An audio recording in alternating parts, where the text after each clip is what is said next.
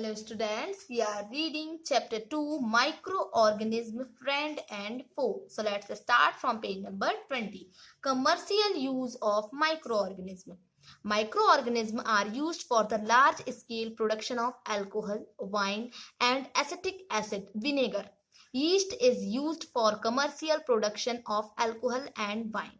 For this purpose, yeast is grown on natural sugars present in grains like barley, wheat, rice, crushed fruit juice, etc.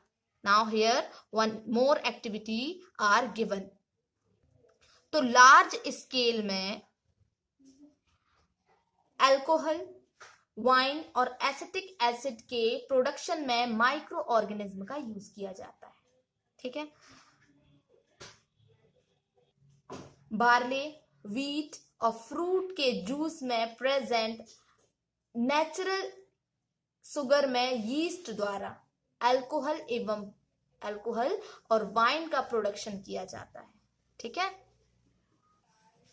तो जो yeast है उसका use commercial production है ना, alcohol और wine की commercial production के लिए किया जाता है. ओके. कमर्शियल मतलब ये हुआ यहाँ पर कि देशव्यापी या विश्वव्यापी. ठीक है.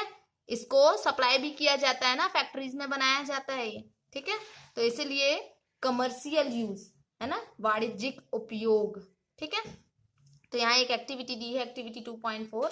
इसमें 500 मिलीलीटर का एक बीकर लेकर इसमें 3/4 पार्ट तक वाटर अपन को भर लेना है, फिल कर देना है. इसमें 2 और 3 स्पून क्या करना है, हमें शुगर डिसॉल्व करना है, घोलना है. ठीक है. इसमें 1/2 टीस्पून यीस्ट पाउडर मिला देना है. अब इसे 4 और 5 आवर के लिए वार्म प्लेस पर ढककर रख देना है. ठीक है. अब इस सॉल्यूशन को आप सूंघ कर देखें. आप ऐसा करके देखेंगे, सूंघेंगे तो समझ में आएगा कि कैसी स्मेल होती है उसकी. ठीक है. सो this is the smell of alcohol as sugar has been converted into alcohol by yeast. This process of conversion of sugar into alcohol is known as fermentation. अब yeast जो है वो जरूरी नहीं है आपके घर पर मिले, जरूरी नहीं है, वो हमें लैब में मिल जाता है. ठीक है. तो विदाउट यीस्ट आप ये एक्टिविटी नहीं कर पाएंगे. ओके. तो यहाँ देखें क्या दिया हुआ है, लुइस पास्चर डिस्कवर्ड फर्मेंटेशन इन 1857. ये लुइस पास्चर की पिक दी हुई है आपको. ठीक है. तो जब ये एक्टिविटी हमने करी है ना, तो स्मेल जो है वो अल्कोहल की आती है, जो शुगर के अल्कोहल में चेंज होने के कारण बना है. और शुगर के अल्कोहल में चेंज की ये जो प्रक्रिया है ना, वो फर्मेंटेशन कहलाती है. ठीक है. The process of conversion of sugar into alcohol is known as fermentation. Okay. देखें, फर्मेंटेशन सबसे पहले डिस्कवर किसने किया था, लुइस पास्चर ने 1857 में. Okay. Now medicinal use of micro organism. Micro organism का अब यहाँ पर मेडिसिनल यूज बताया जा रहा है आपको. ठीक है. औषधीय उपयोग. Whenever you fall ill, the doctor may give you some antibiotic tablets, capsules or injections such as of penicillin. The source of these medicine is microorganism. These medicines kill or stop the growth of the disease causing microorganism. Such medicines are called antibiotics. Okay. तो जब कभी आप बीमार पड़ते हैं तो doctor आपको penicillin का इंजेक्शन देते हैं या कोई एंटीबायोटिक टैबलेट या कैप्सूल देते हैं. ठीक है. तो इन मेडिसिन का जो सोर्स है वो क्या है, माइक्रो ऑर्गेनिज्म है. ये डिसीज पैदा करने वाले जो माइक्रो ऑर्गेनिज्म होते हैं है ना, उनको नष्ट कर देती है और उनकी ग्रोथ को भी रोक देती है. तो इस प्रकार की जो मेडिसिन होती है उनको एंटीबायोटिक्स कहा जाता है. ठीक है. Certain medicines are called antibiotics. तो आजकल बैक्टीरिया और फंगी है ना से बहुत सारी मेडिसिन्स एंटीबायोटिक्स कहा जा सकता है. ठीक है. बायोटिक्स का प्रोडक्शन हो रहा है। स्ट्रेप्टोमाइसिन, टेट्रासाइक्लिन और एरिथ्रोमाइसिन जनरली यूज की जाने वाली एंटीबायोटिक्स हैं, ठीक है, जिन्हें बैक्टीरिया और फंगी से क्या किया जाता है, प्रोड्यूस किया जाता है ना। तो कुछ स्पेसिफिक माइक्रो ऑर्गेनिज्म का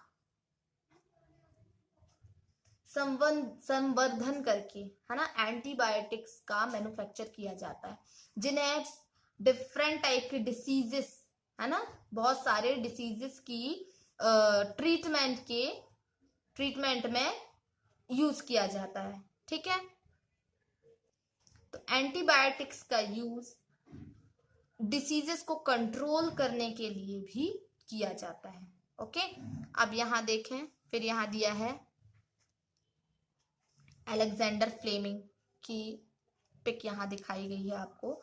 तो इन 1929 में अलेक्जेंडर फ्लेमिंग बैक्टीरिया डिसीजेस से, है ना, बैक्टीरिया वाले जो डिसीजेस थी, बीमारियों से बचने के लिए, है ना, उनसे बचाव के लिए, संवर्धन के लिए, ठीक है, संवर्धन पर वो एक्सपेरिमेंट कर रहे थे। तो अचानक उन्होंने कल्चर ही संवर्धन कहलाता है, ठीक है, कल्चर प्लेट पर ग्रीन कलर की फंगी के छोटे छोटे बैक्टीरिया देखे, ठीक है।